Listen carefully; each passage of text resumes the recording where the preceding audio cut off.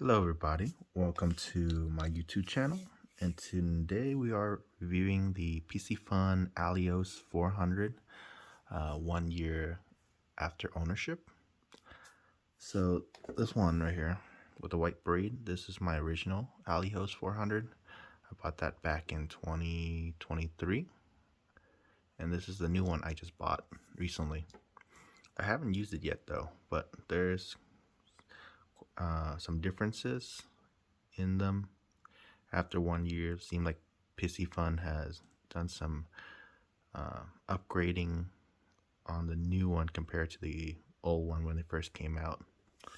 So I have used this one for about a year. I don't use it heavily. This isn't my main reel, but after a year, it's a good reel, and it held up pretty good. I don't beat up my reels, so I keep it stored pretty nice. It almost looks brand new, but I have used it, so the handle's all dirty.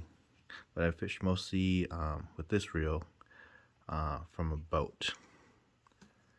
So this is when I bought this one, is the 661 gear ratio, and the new one I bought is the 811 gear ratio. So this is the high speed reel, and this is the torque reel. So speed and torque. So if you like to do a lot of like fast reeling and stuff, go with the speed one. And if you're going after big fish, go with the torque one. Torque is what you need to really like monster fish and stuff. Speed is what you need to move reeling quickly and stuff if you're jigging and stuff on the ocean, because these are saltwater reel. And this reel is really quick though, because of the 811 gear ratio. So one turn of the handle turns a internal gear one time, and then turns the spool 8 times. So this one, you turn the handle once, it turns the internal gear 6 times, and then turns the spool 6 times also. So which reel to get? So remember, I go flathead fishing, so I like the torque version of the alijoz. Makes reeling flatheads in really easily. This one is going on a experimental 12-foot flathead surf rod. Technically, it's the Shakespeare Ugly Stick Catfish Special Medium Heavy 12-footer. I modified. So this one's going on to one of my rods for experimental purposes, and I will use this reel soon. So let's see. So this reel goes on a 7-foot Ugly Stick Tiger tuna special. It's an older rod from Ugly Stick. They don't make anymore.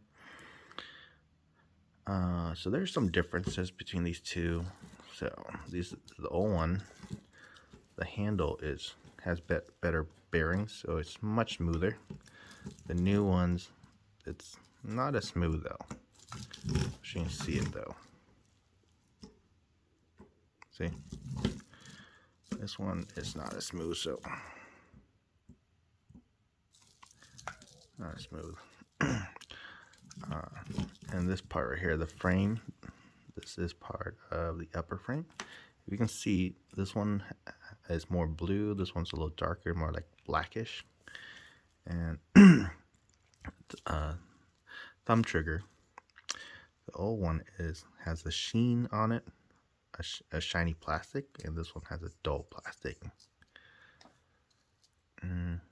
Some different. I'm not sure if it's the model or anything, but this one, the drag is not as fine. This one has a much finer drag. I'm not sure because of the model or because it's newer. But this one has a much finer drag, so you can really increase the drag slowly, and the drag will increase slowly. This one, the drag is, you turn a quarter and it shoots up almost very little fine drag setting. I'm not sure because it's the older model, and the new one they refine a little more and has a better drag setting. But it doesn't really bother me too much because I kind of just set it and forget it. But that's something to think about. But all the new ones are going to be new. You can't get the old one anymore. Let's see.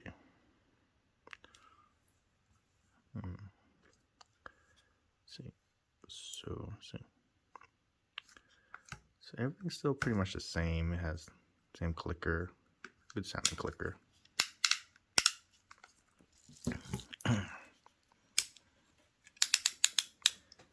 So here, this one, the clicker.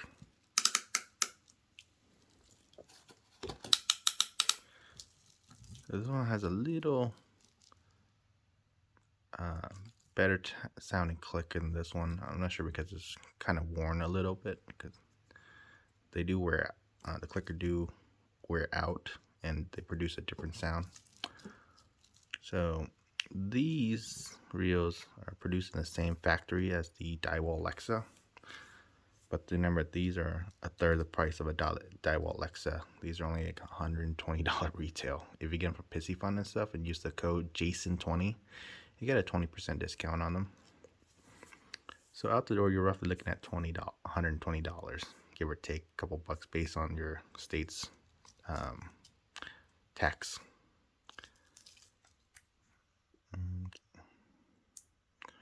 So these reels.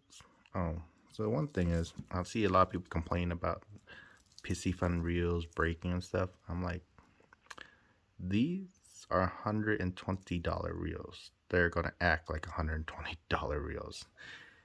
If you want a $320 reel like a Daiwa Alexa that acts like a $320 reel, get the Daiwa Alexa.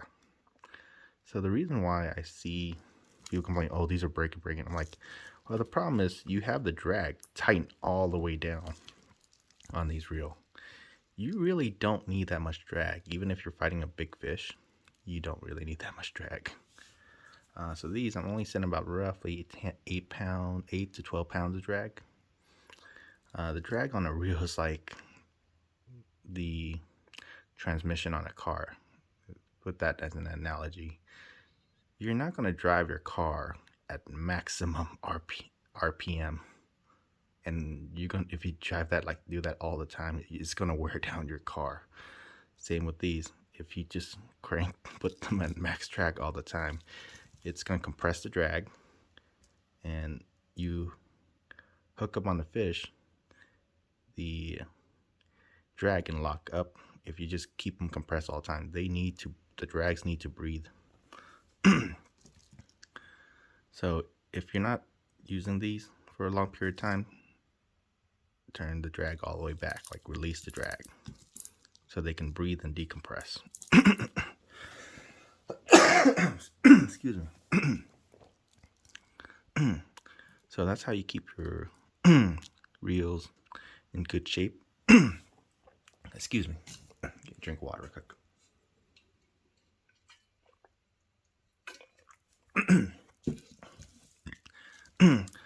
So on these reels, set it around 8 to 12 pounds of drag. If you're using them, don't go crazy on the drag. You don't need that crazy amount of drag. And if you do hook up on a big fish, then increase the drag as you're fighting it. The thing is, these have brass gear. A lot of low profile reels, like even the Daiwa Alexa, they all have brass gear. Stainless steel gears are extremely expensive. Stainless steel gear in reels are like in high-end reels, like looking at like Shimano 2-speed shark reels and stuff. Those have stainless steel gear because stainless steel is much harder than brass. So if you keep the drag tight all the time, you're gonna wear down the brass gear in these. So just keep that in mind. And make sure you store these reels in inside your house. You don't want to store them in the garage. If you store them in the garage, the grease and oil, the heat will actually melt. They will actually melt out of the reel, and now your gears don't have any grease or oil on them, and you go and fish them after a while, your gear is going to get worn down and just break. And then that's from just poor reel maintenance and husbandry, they call it. So it's a good reel. If you just make sure you maintain it, make sure you don't go crazy on the drag.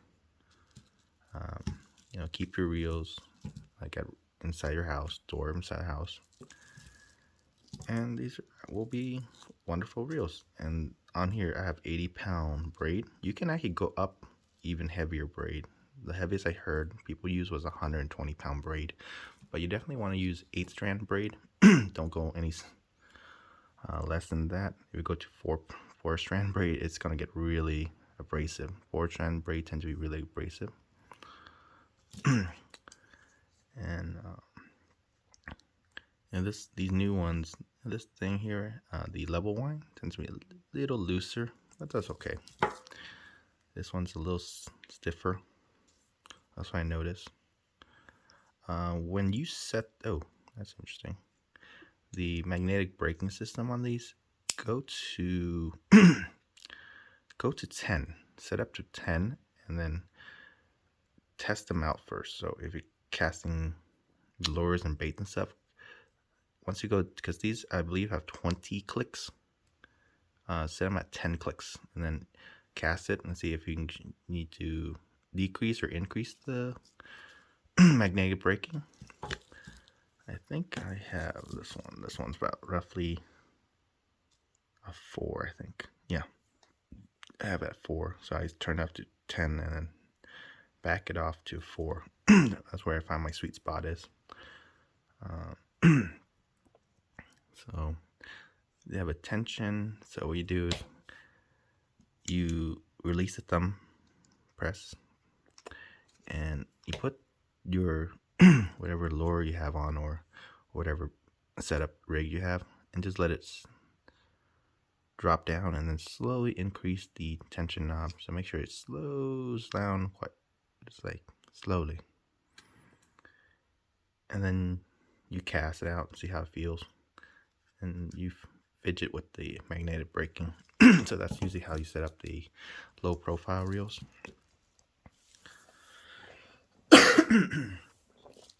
So on these, so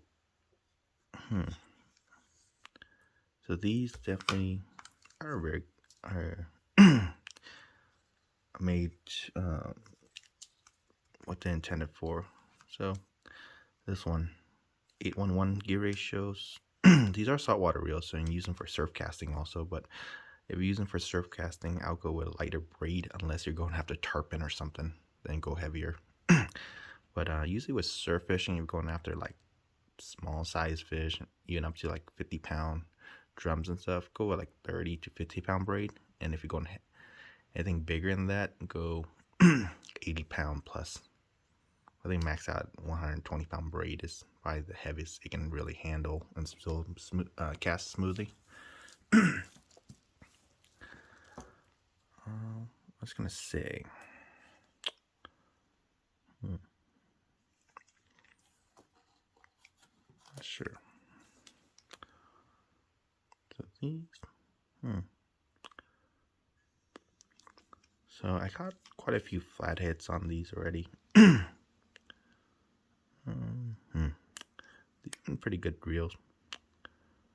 And thank you. I guess this pretty much all I can say about these reels. So thanks for watching my YouTube channel and the review, 1 year review after owning a Piscifun alijoz 400. I call these the Poor Man Dywall Lexa. And they've been really enjoyable to use. And oh yeah, the good thing about these, Piscifun has a really good customer service. So I think the first batch of these, they had some issue with them. If you gotten a bad one, you can call Piscifun customer service and send the reel back, and they'll send you a new one. That's what I like about Piscifun. They have really good customer service, and they keep improving on their products, so that's good from a company. You always want to buy from a company that keeps improving their product. But that's pretty much my my review on Piscifun alijoz after 1 year ownership. I really enjoy these. I definitely want to get another one also, but probably a 661. This one's gonna be for my surf rod, and this is for my catfish rod. Yep. So thank you for watching, and have a good day, everybody.